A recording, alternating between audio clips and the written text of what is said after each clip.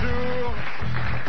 C'est un grand plaisir de vous retrouver et en ce jour un peu plus grave que les autres, d'espérer vous faire sourire en disant n'importe quoi, mais très vite afin de ne pas abuser de votre indulgence. Voici vos grosses têtes.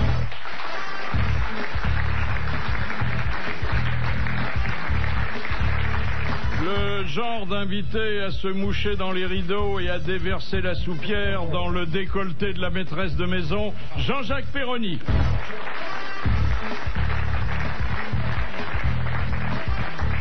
Sous la pression fiscale, son cœur est passé à droite, Bernard Mabille.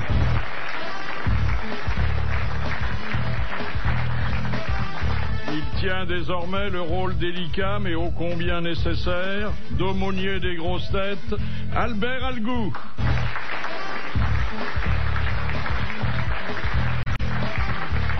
Le Don Quichotte du bien manger, jamais lassé de s'attaquer au moulin de la malbouffe, Jean-Pierre Coff.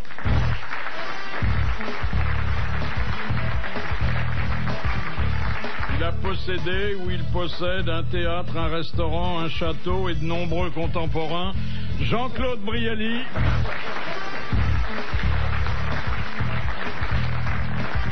Et puis notre invité d'honneur, bien que le cinéma et le théâtre se l'arrachent, il a accepté de consacrer 90 minutes à la radio, Charles Berly.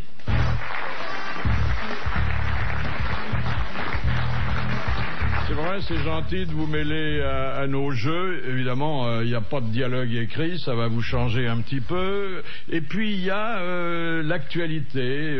Je suppose que vous lisez les journaux, hein? Oui, oui. Oui, c'est pas gai, hein, en ce moment. Non, sinistre. Ah oui, ah oui. Alors, heureusement, il y a de temps en temps un sourire. Par exemple, dans le Canard enchaîné, on voit Jean-Pierre Raffarin, qui est encadré par Roselyne Bachelot et Luc Ferry, et qui dit... si quelqu'un a l'intention de faire une gaffe, il devra m'en parler avant. Ok, ça c'est juste, il a raison de se méfier. Hein. C'est ça, on appelle ça la cohésion gouvernementale. Et il puis, a une tronche de perroquet, Raffarin, un peu. Hein. Vous trouvez? Ah, il a un nez de perroquet, oui. Oui. Ils ont dû le coller au perchoir à l'Assemblée. En tout cas, bon, depuis l'écroulement du Parti communiste, il dit jamais ça va coco, il s'en fout, mais visiblement. Hein, vous avez vu la leçon qu'il a tirée des mésaventures de Jospin et lui, il a mis les bottes, il a pas mis de cravate, il a mis la parka, tout ça. Enfin, souvenez-vous, Jospin, il fallait le porter avec ses escarpins. Va porter Raffarin, il faut être costaud quand même. Ça c'est vrai. Il faut demander à Treuil, hein. Ou Bachelot. Oh, Bachelot. Elle met des talons aiguilles et elle trouve du pétrole. Elle. Et puis il a demandé aux Français d'aimer leurs paysans. Voilà. Le cul des vaches, le cul des fermières. C'est très RPR. Ça. Non, mais il a dit qu'il allait verser une prime à l'herbe de 45 € par hectare. L'herbe confuse.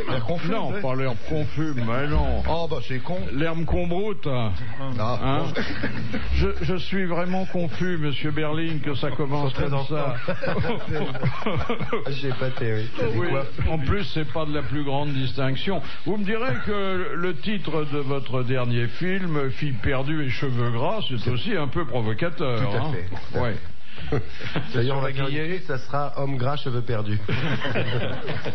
Et puis, vous savez que Jean-Jacques Ayagon, qui est notre nouveau ministre de la culture et de la communication, et qui était hier soir au premier rang pour applaudir Jean-Claude Brialy avec Bernadette Chirac. Non, enfin c'est Ayagon et Bernadette, c'est pas Jean-Claude et Bernadette, c'est Jean-Claude et Lynn Renault. Énorme succès, salle brillante. Eh bien, Jean-Jacques Ayagon avait demandé à 38 experts de plancher sur la question de la pornographie à la télé. Et à en croire Charlie Hebdo, ils ont rendu leur rapport, mais le ministre n'a pas réussi à décoller les pages. Voilà. Ils ont le poignet dans le plâtre. Star Academy, le Loft, tout ça. Non, finalement, c'est peut-être un mal nécessaire, Père Algou, non? Mais je pense que c'est éducatif pour les jeunes. Moi-même, je visionne beaucoup de cassettes au patronage et je montre ce qui est décent et ce qui l'est moins, ce qui est conforme à la disons, à la rigueur morale et ce qui ne l'est pas. Mais toutes ces tenues immodestes que l'on peut voir dans d'autres émissions sont proches de la pornographie. Je pense effectivement au Loft et à Star Academy et à l'île de la Tentation, etc. Oui, Mais il faut regarder Garonne, mon père. Oui, Garonne, c'est bien. Ça coule doucement. C'est quoi, Garonne? Qu'est-ce que c'est? C'est un quoi, feuilleton. Garonne? Ah, j'ai pas vu. Vous avez participé à des feuilletons de télé déjà, non? Des feuilletons, non, jamais. Non. À part Jean Moulin, c'est un feuilleton, mais enfin qui s'arrête à un moment donné. Attendez, Jean Moulin, c'est à une autre altitude, Ouais, hein. C'était magnifique. Il va y avoir la suite. Jean Moulin, Jean Moule 2. C'est ça, oui. Véronique, Ah non, mais c'était difficile, hein, à faire, Jean Moulin. Vous lui ressembliez un petit peu quand même, Je hein. sais pas, mais c'était en tout cas un rôle absolument, pour moi, très important. Même, oui, c'était vraiment un des grands rôles de ma vie. Ça, j'en suis Puis sûr. une carrière qui se termine au Panthéon, c'est réussi quand même, hein. Alors, Jean-Claude Brialy, vous avez été cette semaine le héros d'une soirée qu'on n'avait pas vue depuis longtemps, à la fois... heureux que la pièce soit belle, parce que la soirée, ça ne dure qu'une fois. Racontez à la France d'en bas. Écoutez, je vais vous dire, si la France d'en bas, elle était à l'orchestre, évidemment, mais là, c'est le contraire, hein. C'est les gens d'en bas qui sont en haut et les gens d'en haut qui sont en bas. C'était une salle exceptionnellement brillante, avec une démonstration de talent d'acteur non moins brillante. Alors, si vous voulez bien, cher Jean-Claude, qui êtes des nôtres depuis toujours, si vous voulez bien accepter d'être dans quelques jours mon invité d'honneur. Oh, monsieur Philippe. On parle de vous, vraiment. Monsieur Philippe. Pour aller au fond des choses, Oui, monsieur oui. Jean-Claude. Oui, j'aime bien qu'on aille au fond des choses. Ah, oui. Mais notre invité d'honneur aujourd'hui, c'est Charles Berling. Alors, est-ce que vous regrettez, Charles Berling, l'époque où vous faisiez surtout dans le comique? Non, pas du tout. Non seulement je le regrette pas, mais j'y reviens de plus en plus. Et avec beaucoup de plaisir. Ça a commencé d'ailleurs au théâtre avec Cravate Club. Je dirais pas que ça va continuer avec Hamlet, mais pas loin, parce que Hamlet est aussi une pièce drôle, mais... Hamlet est une pièce drôle. Aussi, oui, il y a des tas de choses qui sont très drôles dans Hamlet. Ah oui? Il y a beaucoup de moments qui sont très Mais drôles. Roger Hanin était très drôle, là, Othello. Ah oui. Moi, je l'ai Mais bien. drôle volontairement? Les deux. J'adore faire rire. Oui. Quand c'est possible, quand j'y arrive, parce que c'est Eh ben, difficile. écoutez, cet après-midi, ne Gênez lésinez pas, parce que Ah non, on mais a la un radio, public c'est- pour ça, hein. Oui, mais c'est difficile. Moi, j'ai un comique visuel. Ah oui? Non, j'ai inventé. On m'avait dit quand j'avais fait l'ennui que j'avais inventé un genre. C'était le comique sexuel. C'est-à-dire comme on était au Mexique à l'époque où on présentait le film et il y avait des salles de 2000 Mexicains qui étaient pliés de rire. Quand, je sais pas pour ceux qui ont vu le film, quand ils voyaient mon personnage qui se ruait encore une fois Sur la pulpeuse Sophie sur la Guillemin. pulpeuse Sophie Guillemin. Les Mexicains, j'ai jamais vu la pub. Quand il y a 2000 personnes mais ils étaient pliés en deux de rire, ils n'en pouvaient plus. Et à la sortie de la projection, on m'a dit, tu vas inventer un genre, c'est le comique sexuel. Alors, quelle est la définition du comique sexuel? C'est-à-dire qu'il faut faire rire avec ses attributs. Ah oui? Là. Alors justement, ça m'amène à vous Les dire, oreilles de Mickey.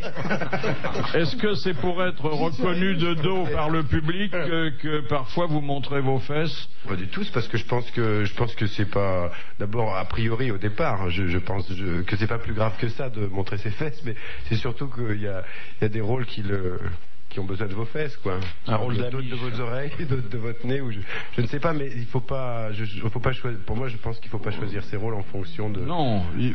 Enfin, en se disant non, je veux pas ci, non, je. Vous montrez vos fesses pour être reconnu par vos pères. Oh là là. Oh là là, mais qu'est-ce qu'il nous fait? Il nous fait un petit coup de calcaire. Oh là là. Quel Enfin, il faut avoir un beau cul, quand même, hein. Quel rapport entre la voile, le pilotage, le parachutisme et le métier d'acteur que vous pratiquez également? Le mouvement. Oui. Ben oui. Ça se pratique dans des espaces volatiles, Oui. des espaces Le où les mouvement, choses s'échappent, il n'y a rien de solide. Pour Et la quand on voile, est il faut acteur- qu'il y ait du vent, hein. Mais. Ben oui, mais Oui. non, mais la voile, c'est-à-dire que sur un bateau, on est toujours ça bouge tout le temps. Et, Oui. c'est rare. C'est bien ce que je leur reproche. Pourquoi haïssez-vous les dimanches? Parce que je sais pas, je m'y ennuie, parce que la vie c'était un peu... Parce Il y a le jour du Seigneur à la télé. quelque chose, voilà, ça me rappelle... Le seul jour. Non, c'est parce que peut-être ça me rappelle la messe où j'allais tous les matins. Ah, voilà. Ah oui. Justement, c'est un bon souvenir. Tu devrais- J'ai eu quelques jours où c'était des très bons souvenirs. Tu n'as pas servi la messe? Non. Les burettes, tout ça. Voilà. Il n'est jamais trop tard pour reprendre le collier. J'ai noté dans la burette. Ah oui? Ouais. Oh, mais ça intéresse Jean-Claude. Oui. Pauvre Charles. Aimeriez-vous faire parallèlement une carrière de chanteur? Ah, j'adorerais. Ah oui. C'est vraiment quelque chose qui me... Quel genre de Oh là, chanson? la chanson, la variété, parce que je pense pas que j'ai une voix... mais j'adorerais chanter... Je sais pas, c'est vraiment un... Oui, il faudrait que je m'arrête de jouer et puis que je travaille. Parce que je pense qu'à ce moment-là, il faut avoir son propre répertoire, il faut écrire ses chansons. Alors, pensant à vous, Charles Berling, j'ai sélectionné, parce que nous avons aussi une mission culturelle à laquelle nous ne saurions faillir, j'ai sélectionné cette citation envoyée par Monsieur Reboursière de la Harengère. C'est où ça, la Harengère? À côté de Rouen. Je pense que c'est dans la région de Condé-sur-Escaut, puisque c'est C'est à maintenant là. côté de Rouen, je vous dis. Ah bon? Voilà. Personne ne t'écoute. Tu as fait le marché là-bas. Vous demandez où c'est, je vous Oui, réponds. il y a des glissements de terrain. Hein. Bref.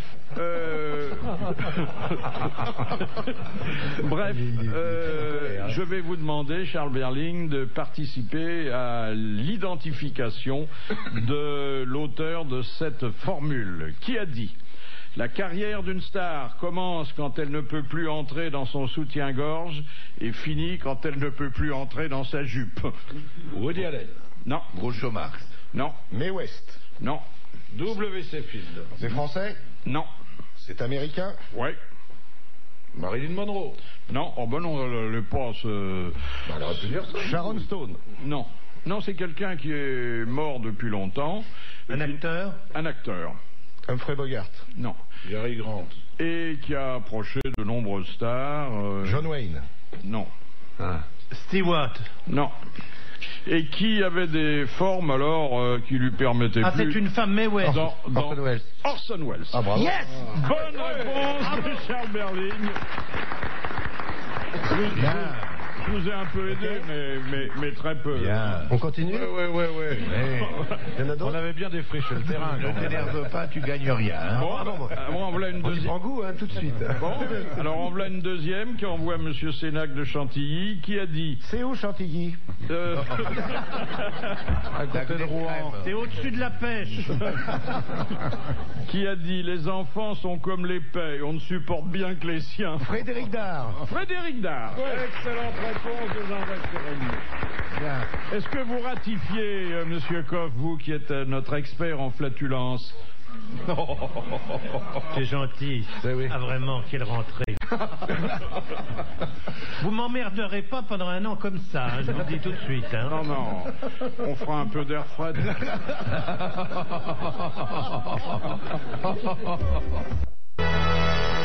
Tout à l'heure, en venant ici, je suis venu à pied.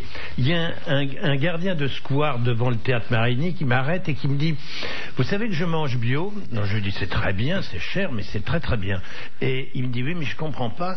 J'ai mal là, en bas dans le coin, comme ça, sur l'aine, et des deux côtés. Alors je lui dis: mais vous avez été voir un médecin? Alors, tout va bien. Je me suis fait faire une rectoscopie, etc. Mais tout va très bien. Ah, vous avez c'est quelqu'un que vous connaissez pas. J'en ai Hein. vu, évidemment.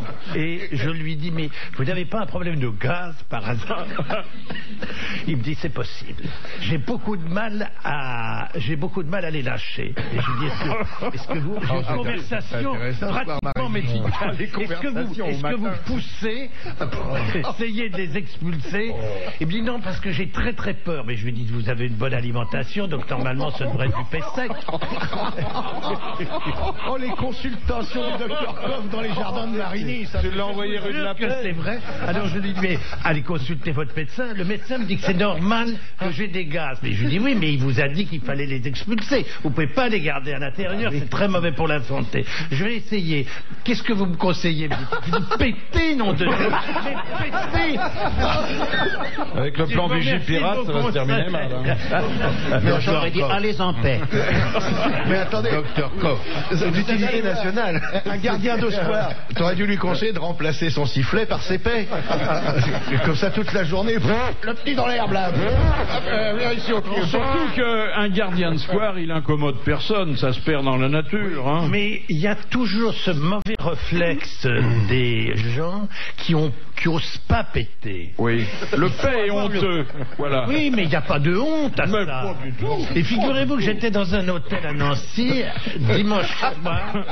Je rentrais d'une journée de travail. Il a consulté le barman. Tu connais l'hôtel? Il est un pétard. Ce très joli ascenseur en bois, très élégant, et j'allais au 4e. J'étais seul, je rentre dans l'ascenseur, et là, je me lâche. Mais c'est d'une façon... J'avais presque honte, et pourtant, je suis pas boudeur en face du truc. Et là, on l'a bien senti. Je les envoie, des perles qui arrivaient les unes derrière les autres, et ça sentait, c'était insupportable d'odeur. Moi-même, qui suis pourtant très friand de ma propre odeur, là, j'étais presque gêné. 2e étage, arrêt brutal. Quelqu'un rentre. La dame dit bonjour monsieur Koch. Je ne savais plus où me fourrer. Ça sentait tellement mauvais que je ne pouvais pas assumer mon propre fait. Alors que d'habitude, très D'autant que sincèrement, la personne qui vous a salué en entrant dans l'ascenseur était aveugle, peut-être, non? Non, enfin, vous savez bien que les paix ne font pas de buée, c'est discret la salissure calsonesque. Mais elle a été indulgente, elle a mis ça sur le compte de la laine. L'odeur perdure quand même un moment. Hein. Ah oui, ouais. Ça c'est sûr. J'avais mangé du pâté de campagne, des choses comme ça. Et alors, Quelques oignons. La charcuterie impose une libération des gaz discrète. Voilà, je pense qu'il faut surveiller l'alimentation et c'était d'ailleurs le thème d'une intervention de Jean-Yann, voilà une dizaine d'années, à propos des plateaux repas qu'on peut trouver dans les transports aériens ou ferroviaires. Oui. Comme Air France. Air France, ils vont très très vite quand ils sont à l'air, mais il faut qu'ils décollent. C'est tout le problème. Quand on dit que les avions c'est long pour la New York, non, c'est pas long pour la New York. Moi, si vous restez 12 heures dans l'avion, attendant, on vous fait descendre, on vous fait remonter, on vous fait descendre, on vous fait remonter. On vous sert un plateau repas, vous êtes malade, on vous emmène. La SNCF, bon, par contre, on mange bien. Oui. Ah, les plateaux repas du TGV. Alors, dis donc, les sandwichs dans le plastique, là, bien avec boudiné. le café machin capsulé, là, ça, c'est pas dégueulasse. C'est d'autant meilleur que ça coûte pas cher du tout.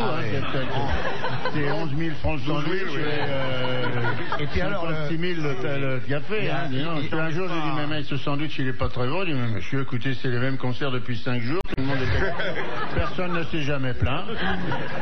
Ils ont fait la Belgique, ils sont descendus dans le Midi. Il y a eu un embranchement, ils ont changé à Toulouse. Ils sont allés pour les Jeux d'hiver du Chamonix. Et maintenant, ils sont là, sur Paris-Château-Thierry.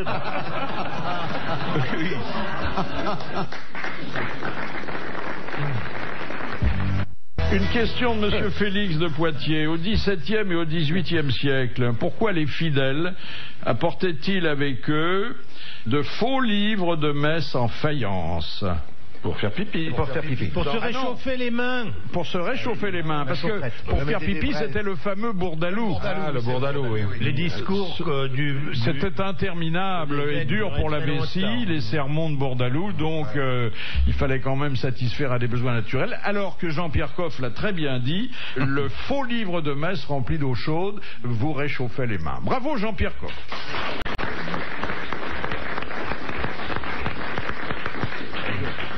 Madame Marchand de Pessac demande à quel comédien est-il interdit de faire de la publicité à la télévision? Au sosie d'homme politique. Oui, exactement.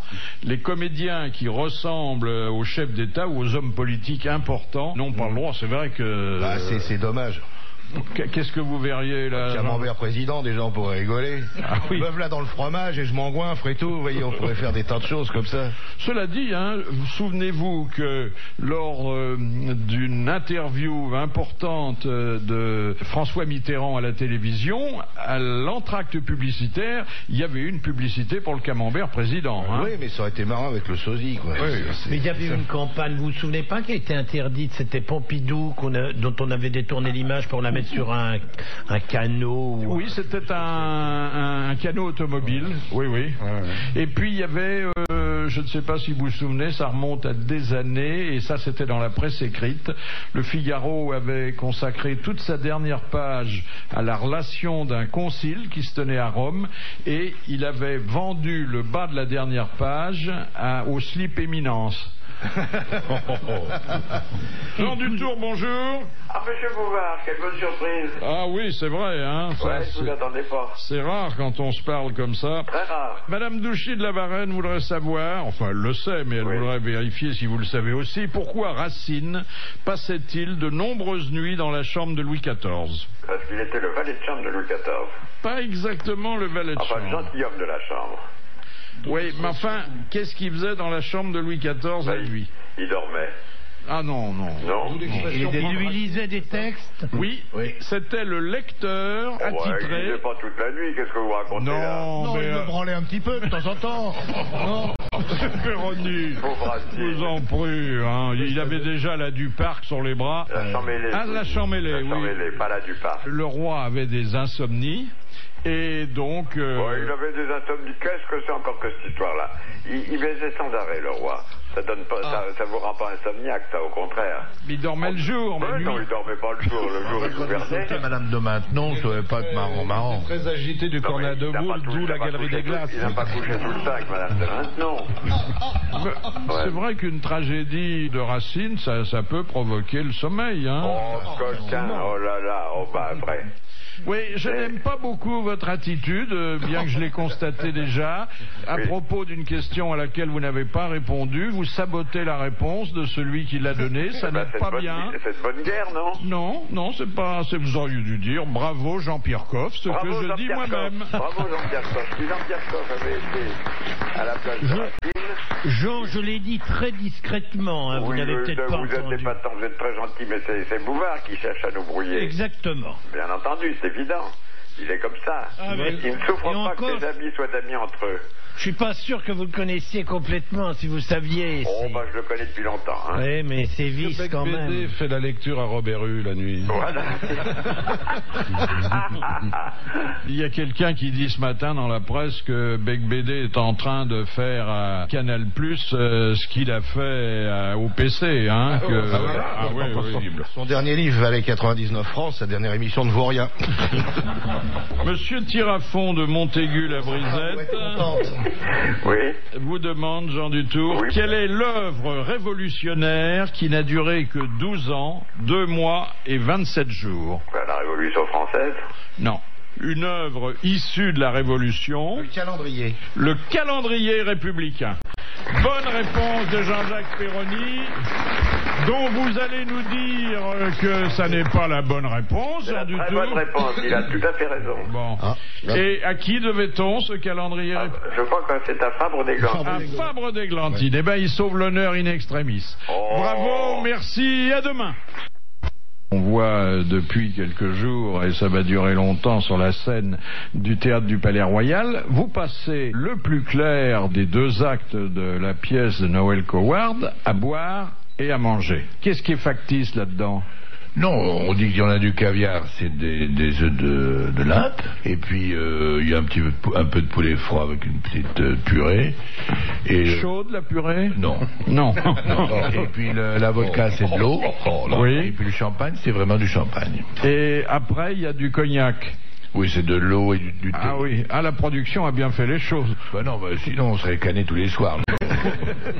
Alors vous faites semblant, vous mangez un peu, vous buvez un peu. Quand on embrasse sur la bouche, on fait semblant aussi. Quand on fait l'amour au cinéma, on fait semblant. Donc là, on fait semblant. Pas tout le monde, vous peut-être parce que vous êtes pudique. Bah bien sûr. D'ailleurs, c'est très rare quand il y a 40 personnes autour de vous de pouvoir trinquer, quoi. Ah bon? Ouais. Ah, c'est pas mal. Ah, toi, t'es là. Ah bah oui, quand on est à plusieurs. 40, j'ai jamais essayé. 4-5, c'est plutôt rigolo. Il m'est arrivé hier. Dans la pièce, on parle un peu d'homosexualité. Et hier soir, il y a une dame qui monte, une dame homme, avec une grosse voix comme ça. Elle me dit, est-ce que je peux avoir l'autographe? Je dis, bien sûr, madame. Alors je lui signe l'autographe et elle me dit, faut pas avoir honte. On a dit. C'est gentil, hein. Ah oui. La scène d'amour au cinéma, ça doit poser des problèmes, hein. Non, le faire, si ça a un sens dans le film, si ça correspond à des scènes importantes pour l'histoire, l'acteur à ce moment-là, il sent très bien qu'il l'inscrit dans le chemin de la fiction, mais sinon, c'est les commentaires qui sont un peu. Comment vous expliquez que autant d'acteurs qui ont joué des scènes d'amour finalement tombent réellement amoureux de leur partenaire? Oh, moi je pense que c'est pas si courant que ça, simplement qu'on en parle quand ça arrive je pense que ça peut arriver que deux acteurs qui ont à jouer une scène d'amour étaient disposés à se rencontrer déjà au départ, mais ils se seraient rencontrés sans ça à mon avis. Oui. C'est pas ça qui fait, franchement, c'est même comme disait Jean-Claude, c'est plutôt tue l'amour, hein, l'amour au cinéma, c'est comme la nourriture. C'est-à-dire, j'ai remarqué quand on tourne des scènes de bouffe au cinéma, et il faut voir que ce qu'on a devant les yeux, dans l'assiette, au bout de 4-5 heures que la nourriture est là devant vous et que c'est toujours la même viande qu'on découpe, c'est répugnant. C'est-à-dire, on voit à ce moment-là que le cinéma c'est vraiment un artifice et que ça ne va pas au même rythme que la vie. Donc pour l'amour c'est pareil, ça pourrit un peu. Eh bien c'est pareil si vous voulez. Peut-être parce que pour le repas comme pour l'amour, il faudrait changer la viande à chaque fois. Non, mais par exemple dans le dernier, souvent la bouffe comme l'amour, la sauce fiche dans le fond. Moi j'ai pas eu de bol parce que 2 fois j'ai eu des scènes d'amour, une avec Claude Cardinal et une avec Jane Fonda, qui sont quand même très très jolies. Et je jouais un impuissant, dis donc. D'où l'expression s'endormir sur la viande. Vous jouiez un impuissant. Oui, dans Les Lions sont lâchés avec le Cardinal. Il y a des compositions qui sont. J'arrivais pas à défaire sa fermeture de sa robe. C'est pas vrai. Et j'étais comme ça, je me frottais contre elle comme un malade. Et elle riait beaucoup. Et Jane Fonda, c'était parce que j'y arrivais pas. Et malgré la main de Vadim qui m'aidait, c'est rare que le mari aide l'amant à des... Non, mais c'était le metteur en scène, c'était pas le mari encore. Non, il me disait, oui, vas-y, il faut qu'on comprenne que malgré toutes ces caresses, il n'y a rien à faire.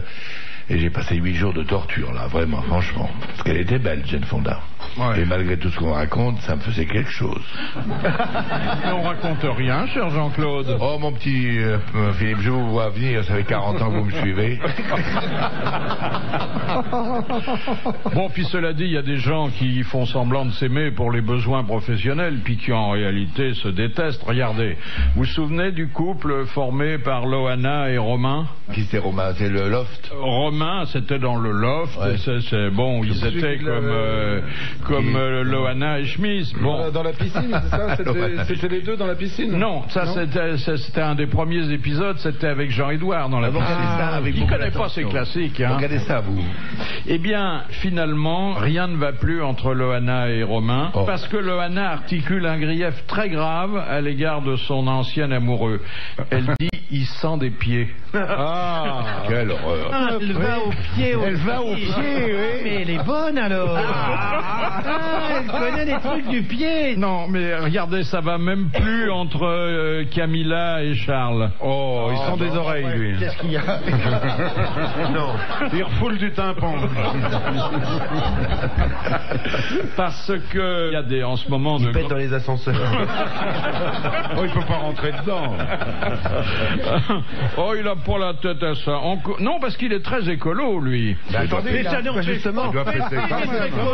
disait, enfin. Il disait justement ça. C'est conneries. Un écolopède, voyons. Et surtout que Charles, il est souvent en kilt, ça part plus vite. Camilla, elle a marre d'attendre, c'est ça? Non, c'est pas tellement ça, mais justement, il y a de grandes manifestations pour ou contre la chasse en Angleterre. La chasse à quoi? La chasse d'une façon générale. Pompon, Mais pas la chasse d'eau. C'est les Anglais qui ont inventé la chasse d'eau. Et Camilla défile avec les partisans de la chasse et Charles, il défile contre la chasse. Il veut bien tirer deux coups, mais pas là. Il chasse plus le canard, il peut pas lancer le chien assez haut.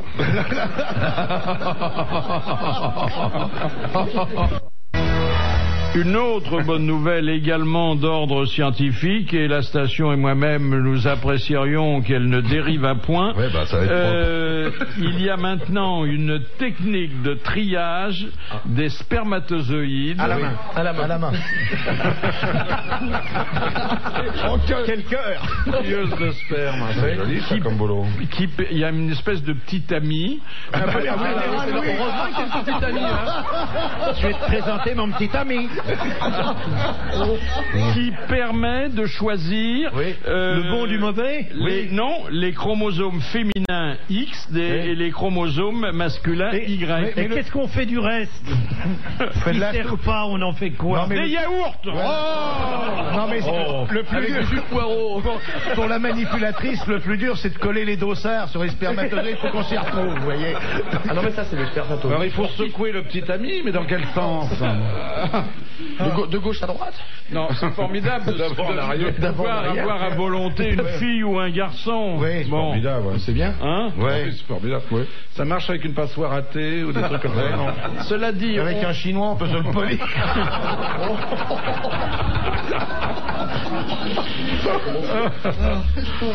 Donnez-nous d'autres nouvelles, Philippe. eh bien, à Hambourg, un bébé géant est né. Il pesait 7 kg 800 et il mesurait 62 cm. Il n'est pas sorti par l'orifice normal. Elle a dû le sentir penser, ma mère, hein.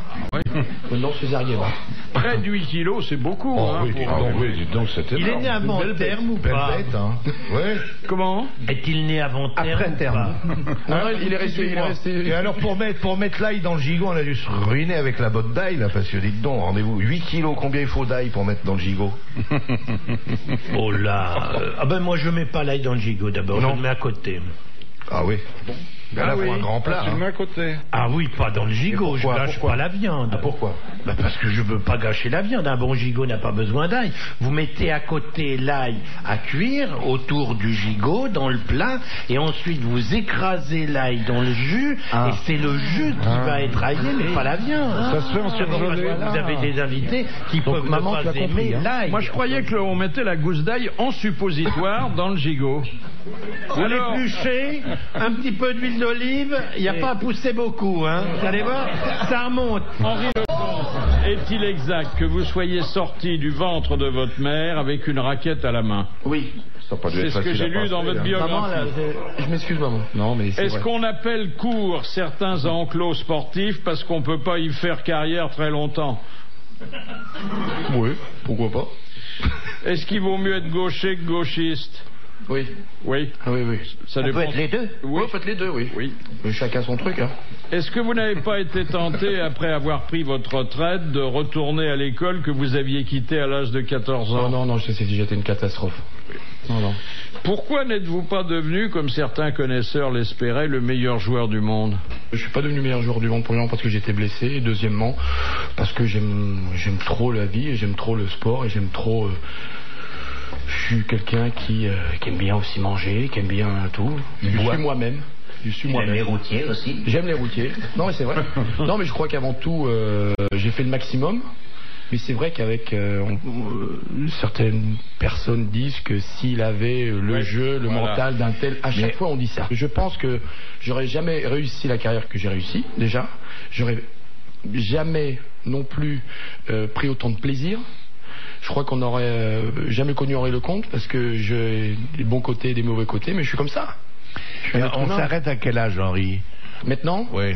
Je pense que nous, on est les derniers à avoir joué jusqu'à 30, 31, 32. Quelle sera la limite d'âge maintenant? Moi, je pense qu'ils vont arrêter vers 26-27. Ah, Oh là là. Bah oui, parce que maintenant, c'est comme des Formule 1. Hein. Ils sont au maximum tout le temps. La preuve, c'est qu'on a énormément de blessés. Et que ça va être les derniers, Agassi et Sampras, de jouer aussi longtemps. Et qu'est-ce qu'on peut faire après avoir été un champion? Alors on peut diriger une équipe, servir d'entraîneur comme Noah. On peut aussi chanter. Chanter. Mais ça, c'est pas facile. Hein. Non. Faire des je crois avoir un magasin. Avoir un magasin. On peut travailler aussi, être consultant. On peut aussi, je crois que où on l'a encore au fond de soi-même et on veut communiquer, on veut rester dans le tennis. Moi, c'était un petit peu mon cas parce que je joue sur le Senior Tour maintenant, mais c'est un plaisir. Mais de là à être entraîneur-coach, j'ai pas envie. Ça fait 18 ans, 20 ans que sur le circuit, après repartir, non. Comment expliquez-vous la baisse du nombre de mariages en France compte tenu de votre statistique personnelle? Non, j'ai pas. Attends, j'ai pas encore fait comédie. Hein. Combien de mariages déjà? 2. Et vous avez des projets pour la semaine prochaine? Non, ça va là. C'est Ça bon. va là? 2 ramasseuses de balles. Bon, je sais pas. Bravo. Un garçon, une fille. C'est vrai que la jupette souvent est très flatteuse. Hein. Je pense qu'il y a de tout. Moi j'ai une idole au tennis, mais il paraît qu'elle donne pas de bons résultats, au moins sur les cours, parce qu'ailleurs ça doit être bien. Ah oui. C'est Kournikova là. Et pas mal Kournikova. Hein. Ah oui, jolie fille. mignonne, Hein. Mais il paraît que c'est pas une championne. Enfin, la raquette à la main. La raquette à la main, elle n'a pas gagné un tournoi. Non. Elle a fait une finale, c'est tout. Ah, elle aurait Un tournoi mérité régulier. mieux. Hein. Ah oui. Ah, ouais. Mais bon. J'aime bien quand elle laisse tomber des balles comme ça. Oui, non, mais j'ai eu la chance de pouvoir jouer avec elle, c'était très sympa. Alors, en mixte. Mais dans Ouais, ce cas-là, j'ai vous du mal auriez à des servir, patates hein. au fond du filet. Oui, merci, c'est le cas de le dire. Mais j'ai fait pas mal de double fautes. Oui. Le problème, c'est quand tu sers et qu'elle est devant toi. Oh. C'est marrant. Ça y est, je bande. C'est comme tout à l'heure, il nous faut absolument le jus de poireau. Hein. C'est ce qu'on appelle le pénis elbow dont je parle régulièrement. Il vient de faire un gros lobe. Question de sport de Monsieur Milano. Quelle est la dernière catégorie de boxe qui a été créée en 1987? La taille, la boxe taille. La boxe Thaïlandaise. La taille. Le box pour ma voiture. Non. Une catégorie de boxe. Le kickboxing. La boxe française. Mais non, mais non. Il en est au brigade du tigre. Qu'est-ce que c'est que ce geste que vous venez de faire dans ma direction? Mais vous n'allez pas en plus maintenant faire des gestes. Non, je sais bien qu'à la radio c'est du gâchis. Mais oui, mais justement, c'est parce que vous n'oseriez pas si on nous regardait. La boxe féminine taille. Je vous présente mes excuses. Je les accepte, c'est bien. Ne recommencez pas. La boxe. Oh, Terrible.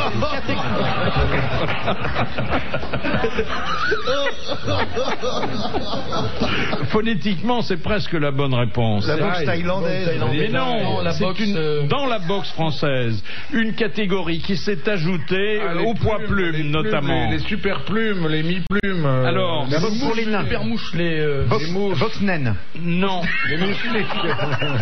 C'est pour ceux qui pèsent 42 kilos et pas des les poussières. Moustiques. Et qui sont donc... C'est mouche. C'est poids mouche. Non, les mouches font plus de... Les moustaches. Non, je me cours, moi alors. C'est la boxe portugaise, ça.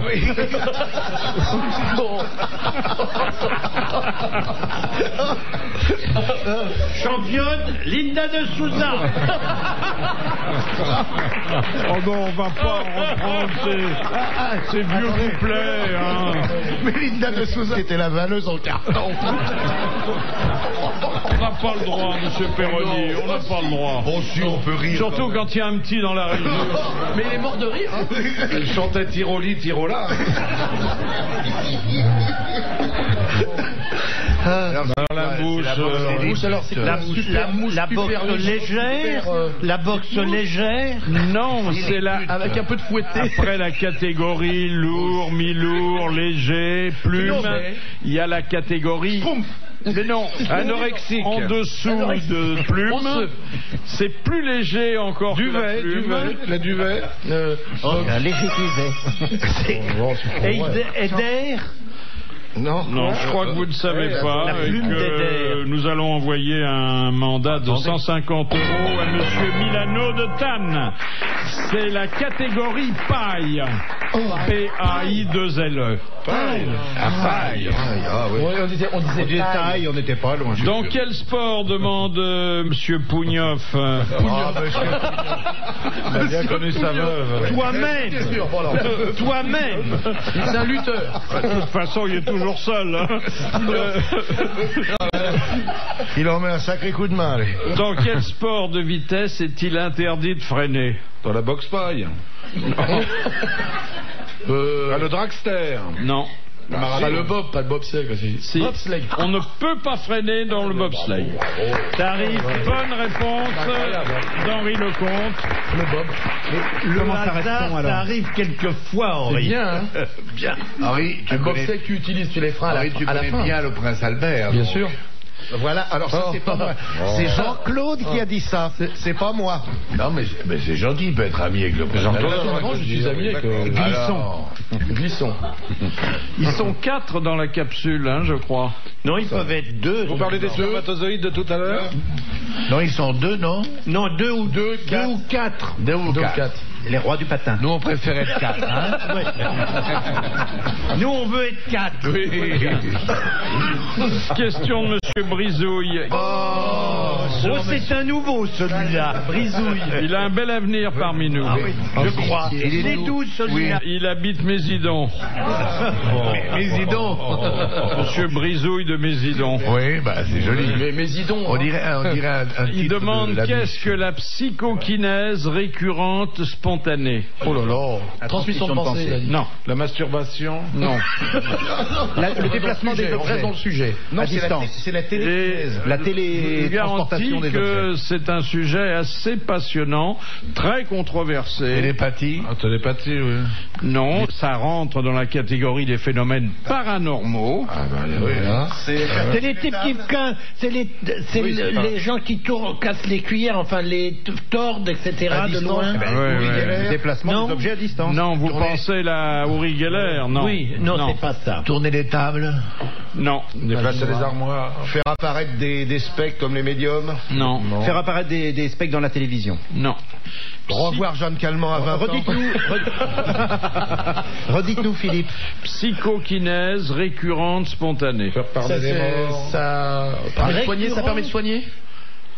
C'est récurrent. Récurrente, ça a rapport avec une femme de ménage, non? Kinèse, on déplace les choses avec l'esprit. Oui, exactement. Bah, vous venez de le dire. voilà. Et je vois que vous êtes très bon en étymologie Et bien grecque. sûr, en sémantique, en racine, au football aussi, au basket. Vous avez donné la définition. Ça consiste à déplacer des objets inertes par la seule force de l'esprit. Eh oui. Voilà. Alors évidemment, Pour les déménagements, c'est pratique. Vous comprenez pourquoi, pourquoi c'est actrices. sale chez Loana, parce que même un balai, il se déplace pas avec elle. Il y a des actrices qui font ça? Non, mais je connais des actrices qui préfèrent d'être déplacées.